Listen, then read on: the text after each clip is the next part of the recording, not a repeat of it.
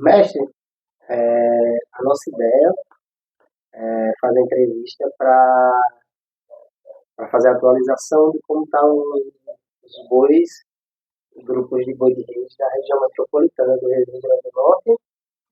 E com isso, é um bate-papo, uma conversa só, que a gente consiga captar, né, algumas informações. E a ideia seria você se apresentar, dizer qual grupo você faz parte, você mexe com qual grupo e como e com quem você aprendeu.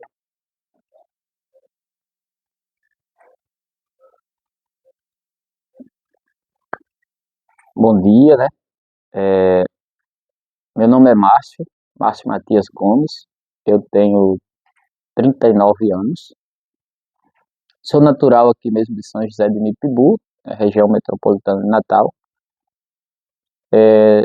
Sou mestre, estou como mestre do grupo Boi de Reis Estrela d'Alva, da comunidade de Manimbu, no município de São José de Mipibu. E a minha trajetória como brincante de boi começou a partir de meu avô, foi com ele que eu aprendi os primeiros passos, as primeiras músicas. Foi com ele que eu despertei, né, esse sentimento e esse amor pela manifestação folclórica do boi. E começou esse projeto, né, essa experiência no ano de 2006. Nós começamos esse, esse desafio, porque de fato, né, trabalhar com cultura popular é um desafio, é realmente para quem gosta, né, tá no sangue ali. E começamos aqui esse trabalho na nossa escola, na escola da comunidade, a Escola Genuína, em virtude de um projeto, uma mostra folclórica que houve aqui. E a ideia foi, de fato, que a gente conseguisse, né, trazer de volta para a comunidade um grupo folclórico que existia no passado, mas que com o passar do tempo adormeceu, né? E aí, como meu avô sempre foi um brincante de boi desde os 7 anos de idade, e eu com 5 anos de idade vim morar com ele. E aí de imediato a primeira pessoa que veio à mente foi ele, né? De nos ensinar e instruir em como dar os primeiros passos para que a gente pudesse criar, né, ou reavivar esse grupo aqui em Manimbu. E aí deu certo, graças a Deus. Começamos o nosso trabalho com aquilo que a gente tinha, aí com aquilo que a gente é, né? E nossos ensaios primeiros eram embaixo de um cajueiro, né? Não tínhamos nenhum instrumento. O instrumento era aqueles balde de margarina. Meu avô mesmo ia cantando e batendo ali e dando o ritmo da pisada pra gente. E aí logo depois, né, meu pai também que era brincante de boi, né, mas fazia muito tempo também que tinha parado, entrou também para compor a equipe. De início ele começou a mestrar o grupo, né? Meu avô, como sempre brincou de mascarado, assumiu esse papel aí, e meu pai mestrava, e eu já fiquei ali como contramestre, né, como na linha de frente. E aí, com o passar do tempo, né, por questões de saúde, né, meu pai ele já não tem mais tantas condições de brincar, de atuar, e aí eu assumi, né, o papel de mestre do grupo, e até hoje a gente continua, com com esse trabalho, né, com essa missão que é árdua, mas também é gratificante. É muito bom. Essa região daqui, mestre, quem que era os mestres que tinham aqui, que era falado, que você disse que inclusive tinha um boi na região, né, que estava adormecido. Quem que eram os mestres daqui? Sim, existia aqui o boi chamado de boi chuvisco, né, que é lá da comunidade de Santa Luzia, que mais popularmente conhecida como Sítio Buraco. E o mestre, né, que era o responsável por esse grupo, chamava-se seu Cícero, não estou lembrado, me falha agora a memória do sobrenome. Não sei se era Cícero Cunha, alguma coisa desse tipo, né? Mas aí existiam outras pessoas, né, que apoiavam, que eram pessoas assim que se destacavam também do grupo, né? Eu cito aqui o Birico Bia, né? Mestre Bia, como a gente chamava ele, era uma pessoa assim que tinha amor também pela arte. Gaspar, que era irmão dele também. Seu Joaquim Rosa, que também era integrante desse grupo. E me falha agora a memória outras pessoas, né? E existia também o grupo do mestre Severino Caboclo, né, que é lá da comunidade de Laranjeira do Abdias, né? Severino Caboclo era um dos mais famosos aqui na época, né? Era o mestre Severino Caboclo. Inclusive tem alguns discípulos dele que ainda estão atuando hoje, que é o mestre Elias Baraúna, né? Que acho que foi um dos discípulos de seu Severino Caboclo. E aqui no Ribeiro também existia, a comunidade do Ribeiro existia algumas pessoas, não sei se existia um grupo X, mas segundo relatos, né, das pessoas mais antigas, um senhor chamado Juvenal Cambuim, que também pendia para essa arte do boi de reis. São, assim, os relatos que eu tenho aqui da nossa região, né, dessa região aqui da RN 317 aqui, que corta aqui essas comunidades de Ribeiro a Laranjeira do Abdias até a cidade de Brejinho. Se existia outro grupo, né, no município, ou outros grupos, até então não tenho conhecimento a não ser desses, né, que eu citei aqui para vocês. E, mestre, aqui é uma região que tem muito rabequeiro, né? E você passado assim, você acompanhou outros ou tem notícia de outros rabequeiros sem ser esses que a gente já tem contato, como sobre Não tenho, assim, informações de outra, só um outro lá da comunidade de Seu Damião, que ele já é falecido, né, que também tocava rabeca, era seu, deixa eu ver se eu lembro do nome agora, me falha a memória, né, também, mas que a gente tem o conhecimento maior mesmo é seu Damião e seu Venâncio, né, o mestre Venâncio, esses dois, né, que inclusive são os que nos ajudam, né, até o presente momento aqui no nosso grupo, né, quando não vai seu Damião, vai seu Venâncio, e a gente fica nessa, intercalando entre um e outro, né, quando dá para um ou quando dá para outro, dependendo da disponibilidade e do tempo, né, esses dois são os que se destacaram, né, na questão da rabeca, né, do instrumento. Mas uma coisa que é massa de conversar sobre esse potencial que tem o boi quanto educação, né, como uma ferramenta pedagógica, que você fala mesmo que o grupo nasce de uma ação, né, escolar, o desejo, né, já se tem muito ah, entendimento do que é esse boi de tradição, mas ele nasce dentro da escola. E eu vejo você como educador, como professor, como é que você vê isso, sabe? Sim, eu vejo isso como uma questão muito importante, né, inclusive esses últimos dias eu recebi aqui um grupo de universitários, né, lá da Universidade Federal do Rio Grande do Norte, lá da UFRN, estudantes do curso de pedagogia.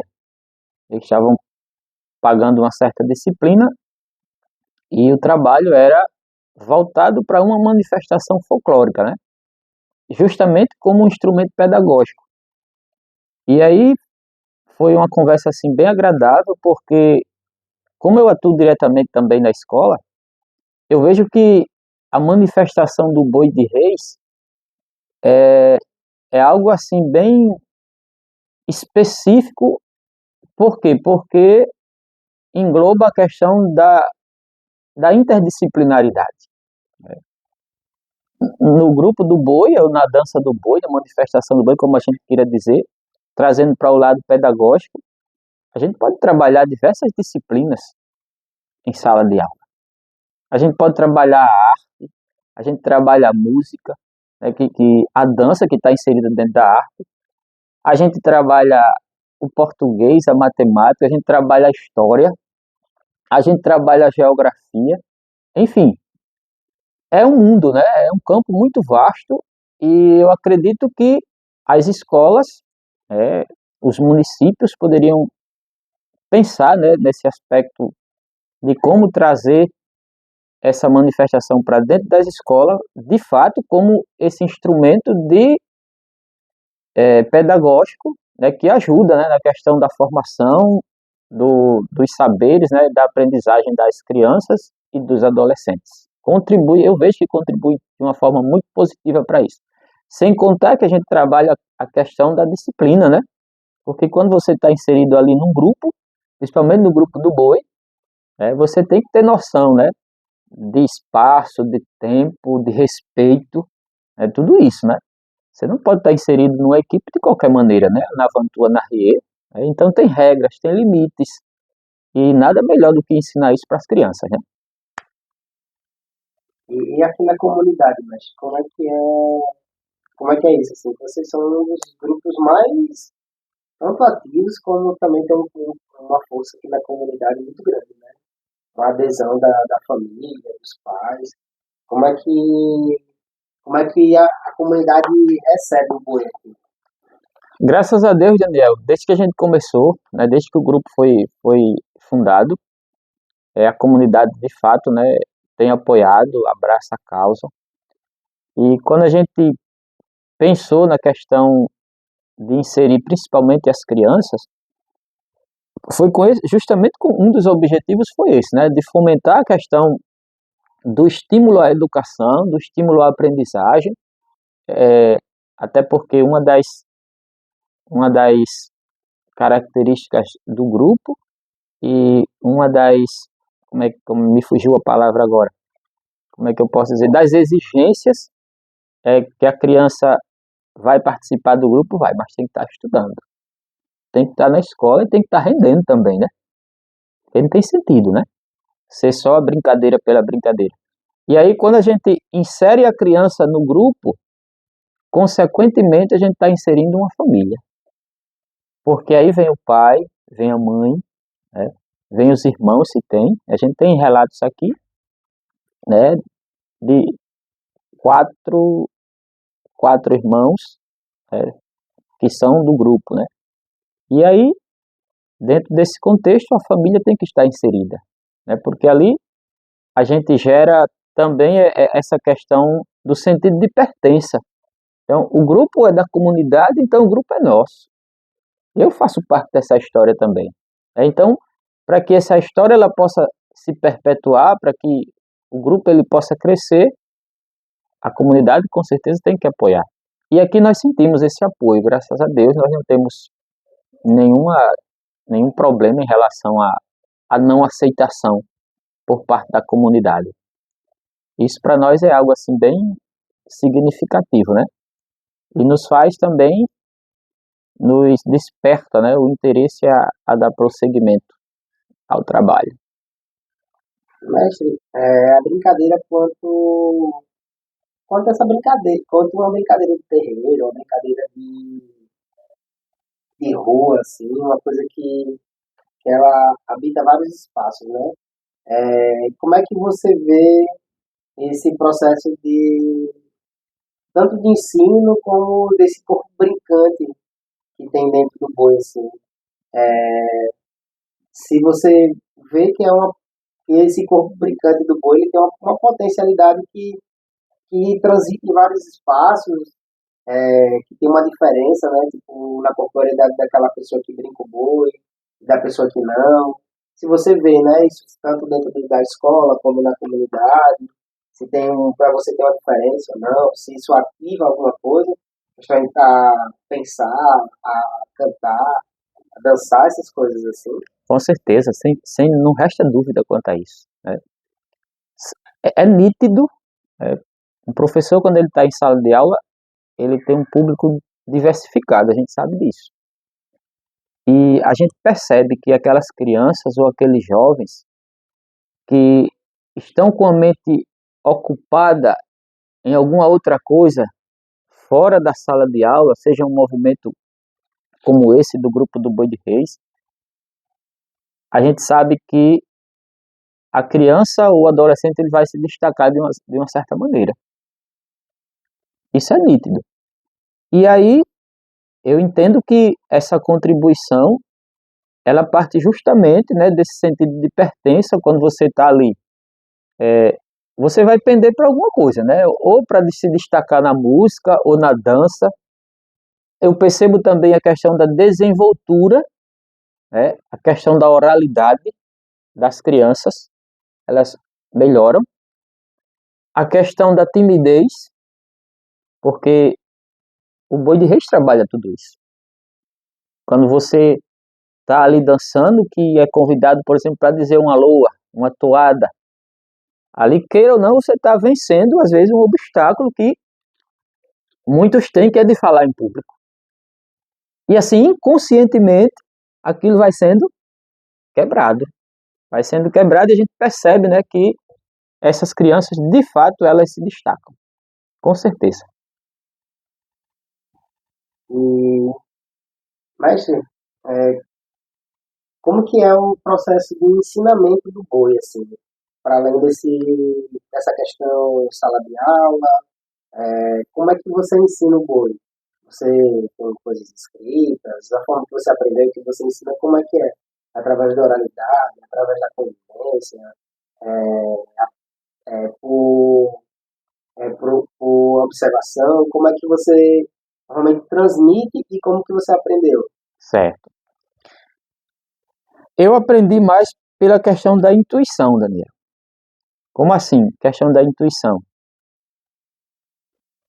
Nunca tinha visto nada assim, a não ser no livro, né, da escola, alguma coisa assim, que antigamente a gente tinha a disciplina de estudos sociais, né, é do meu tempo essa disciplina, e vagamente, uma vez eu vi um livro, né, de história, que falava sobre a questão do Boi de Reis, né, inclusive uma leitura de Câmara Cascudo, mas aí a minha aprendizagem não foi disso aí.